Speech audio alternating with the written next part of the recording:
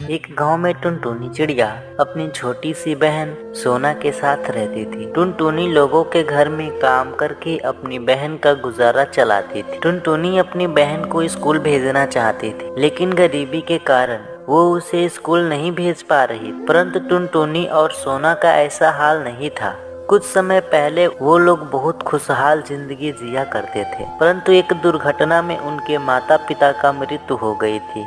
तब से टुनटुनी सोना का जिम्मेदारी उठा ली। एक दिन टुनटुनी काम पर जा रही थी, तभी सोना उससे कहती है, टुनटुनी दीदी देखो ना, घर में राशन नहीं है, अब हम क्या खाएंगे। आज रात तुम पैसे लेकर आना और मेरे लिए कुछ खाने पीने को भी ले आना, मुझे बहुत जोरों की भूख लग रही है। ठीक है सोना, मैं आज आते समय कुछ पैसे लेकर आऊंगी, मालकिन से पैसे मांग के लाऊंगी। दुर्भाग्य टुनटुनी जैसे ही घर से बाहर निकलती है, बाहर जोरों की बारिश होने लग जाती है। हे भगवान, अब क्या करूं? अगर मैं काम पर नहीं जाऊंगी तो पैसे कहां से आएंगे? घर का राशन खत्म हो गया है। अगर आज काम पर नहीं गया तो पैसे नहीं मिलेगा, और पैसे नहीं मिलेंगे तो आज भी मेरी बहन क्या खाएगी? नहीं नहीं नहीं नहीं, मुझे अपनी चिंता ना करते हुए काम करने के लिए जाना होगा। इसके बाद टुनटुनी अपनी तबीयत के बारे में नहीं सोचती है और भीगती हुई चली जाती है। शाम को घर लौटती है तो सोना उससे कहती है, टुनटुनी दीदी, ये आप भीग गई हो। आप क्यों भीग गई थी? बाहर जैसे ही आप घर से गए वैसे ही बारिश जोरों की होने लग गई थी। मुझे तो लगा कि आप लौट आओगी, लेकिन आप बारिश में भीगती हुई चली गई। देखो ना, अब आपकी तबीयत भी खराब हो जाएगी। नहीं सोना, ऐसा कुछ नहीं होगा। दुख तो मुझे इस बात का है, इतनी बारिश में जाने के बावजूद भी मालकिन ने मुझे कुछ भी पैसे नहीं दिए। उन्होंने कहा वो मुझे बाद में पैसे देंगे। अब मैं क्या करूं सोना बहन? उस दिन दोनों बहनें भूखी पेट सो जाती। अगले दिन फिर से बारिश हो रही थी। टुनटुनी पहले से ही बारिश में भीगी हुई थी, इस वजह से उसकी थोड़ी तबीयत खराब हो गई। टुनटुनी दीदी, आज आप काम पर मत जाओ। देखो आपकी तबीयत कितना खराब होते जा रहा है, और अगर आप दोबारा बारिश में भीगोगी तो आपकी तबीयत और भी बिगड़ जाएगी। इसीलिए आप काम पर मत जाओ, आप घर पर ही आराम करो। नहीं सोना, अगर मैं काम पर नहीं गई तो आज फिर से तुझे भूखे पेट सोना पड़ेगा। मैं ऐसा नहीं होने दूंगी। मैं काम पर जरूर जाऊंगी, वरना क्या पता मालकिन भी मुझे काम से निकाल दे। टुनटुनी फिर से बारिश में भीगती हुई अपने मालकिन के घर पहुंचती है। टुनटुनी की तबीयत खराब देखकर उसकी मालकिन कहती है, अरे टुनटुनी, तेरी तबीयत खराब है क्या? तो कौन सी बीमारी लेकर मेरे घर में आ गई? कहीं तो हम सबको भी बीमार ना कर दे। चली जा यहाँ से, जा अपने घर को। नहीं मालकिन, मैं बिल्कुल ठीक हूँ, मुझे कुछ नहीं हुआ है। वो कल बारिश में भीग गई थी ना, तो जरा सा बुखार हो गया है और कुछ नहीं हुआ है मालकिन। अरे ऐसे बीमारियाँ बहुत खराब होती है। बारिश में भीगकर तो अपना तबीयत खराब कर चुकी हो, अब हमारे साथ रह के हमारी तबीयत भी खराब करोगी क्या? जा अपने घर चली जा, बाद में काम पर आना जब तुम ठीक हो जाओ। ठीक है मालकिन, मैं अपने घर चली जाऊंगी, लेकिन मुझे कुछ पैसे दे दीजिए। मेरी बहन कई दिनों से भूखे सो रही, मेरे घर में राशन नहीं। देखो टुनटुनी, एक तो मैं तुझे काम पर रखा हुआ और ऊपर से तू पैसों को लेकर इतना नाटक करती है। तुझे पिछले महीने पैसे दिए थे ना। देख, तेरे अलावे मेरे घर में बहुत सारी नौकरानियाँ काम करती है, लेकिन वो सभी तो ऐसा नहीं करती जैसा कि तू करती है। तू तो हर महीने पूरे होते ही पैसे मांगने लगती है, जबकि वो लोग तो 2-3 महीने लेट पैसे लेते हैं। तू तो हर बार मुझे गरीबी दिखाकर पैसे ले जाती है, और अभी मेरे पास पैसे नहीं है। मैं तुझे बाद में पैसे दे दूंगी, जा यहाँ से। टुनटुनी निराश होकर अपने घर लौट आती है। टुनटुनी दीदी, क्या हुआ? आप कुछ खाने के लिए लेकर आई हो क्या? मुझे बहुत ज्यादा जोरों की भूख लगी हुई है, अब मुझसे और भूखे बर्दाश्त नहीं होगा। नहीं सोना, मुझे आज भी कुछ पैसे नहीं मिला। मालकिन ने तो मुझे काम भी नहीं करने दिया। उन्होंने कहा कि जब तबीयत ठीक हो जाए तब काम पर आना।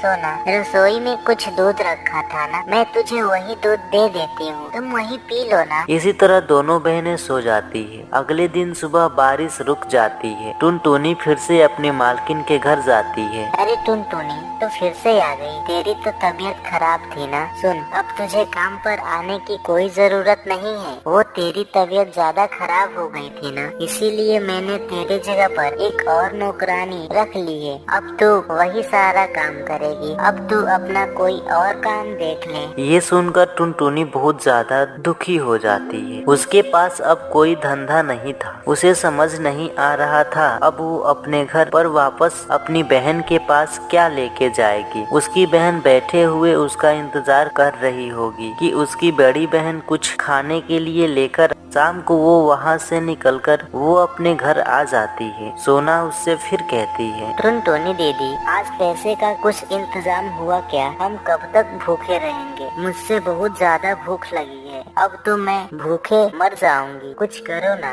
हाँ सोना, तू चिंता मत कर, मैं हूँ ना, तुझे भूखे पेट नहीं रहना पड़ेगा। बस आज भर तू भूखे पेट सो जा, मैं कल कुछ न कुछ जरूर लेकर आऊँ। अब तो रात हो रही है, अब रात में क्या करें? ये कहकर टुनटुनी सोना को सुला देती। फिर टुनटुनी अपनी माँ के तस्वीर के पास जाती और कहती है, माँ, मुझे माफ कर दो। तुमने मुझे मेरी छोटी बहन का जिम्मेदारी दी थी ना, लेकिन मैं उस जिम्मेदारी को निभा नहीं पा रही हूँ। मैं लाख कोशिश की, लेकिन फिर भी मैं सोना को खुशियाँ नहीं दे पा रही हूँ। मैं उसे स्कूल में भेजना चाहती हूँ, पर मैं कुछ नहीं कर पा रही। क्या करूँ माँ, मुझे माफ कर दो। नहीं टुनटुनी बेटा, इसमें तुम्हारी गलती कोई नहीं है। तुमने अपनी तरफ से हर कोशिश की है सोना को खुशियाँ देने। तुम तो खुद की भूखे पेट रहकर उसे खिलाती पिलाती हो। तुम उसकी बहन नहीं, तुम तो उसकी माँ के समान हो। क्या ये कैसे हो सकता है? आप बात कर रही हो, मुझसे ऐसा कैसे हो सकता है माँ? आपकी तस्वीर मुझसे बात कैसे कर सकती है? हाँ बेटा, मैं और तुम्हारे पापा तुम दोनों की परेशानी देख रहे हैं और हमसे बर्दाश्त नहीं हो रहा है। इसीलिए मैं सोचा कि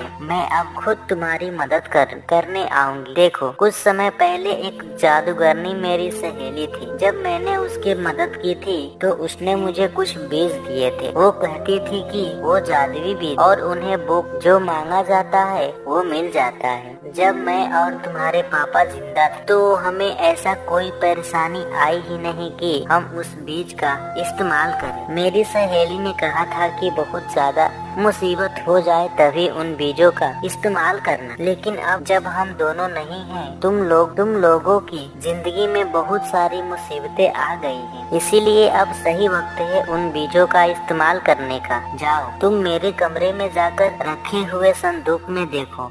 उसमें तुम्हें एक पोथली दिखाई देगी जिसमें बीज है। जाकर उन्हें बो दो और तुम्हें जो भी चाहिए वो मन में सोचना आ जाएगी। फिर तुम उससे बाजार में बेचकर अच्छे पैसे कमा सकती हो। ठीक है माँ, मुझे गाउन की खेती करनी है क्योंकि बाजार में अभी गाउन बहुत तेजी से बिक रहा है। गाउन की बहुत ज्यादा मांग है। मैं अगर गाउन की खेती करूँगी तो इसमें हमें बहुत अच्छी कमाई होगी। टुनटुनी जल्दी से अपने माँ के कमरे में जाती और उस संदूक में रखे हुए बीजों की पोथली को निकाल ले। फिर वो बीजों को लेकर अपने घर के पीछे वाले बगीचे में गाड़ दे और कहती, हे जादुई बीज, मुझे यहाँ पर गाउन की ढेर सारे फसल चाहिए जिसमें तरह तरह के सुंदर और डिजाइनदार वाले गाउन हो जाए जो बहुत जल्दी बिक जाए। टुनटुनी के ऐसा कहते ही वहाँ पर तरह तरह के डिजाइन वाले गाउन निकल आते हैं। ये देखकर टुनटुनी बहुत ज्यादा खुश होती है। फिर क्या था, टुनटुनी बाजार में उन गाउनों के लेकर चली जाती है।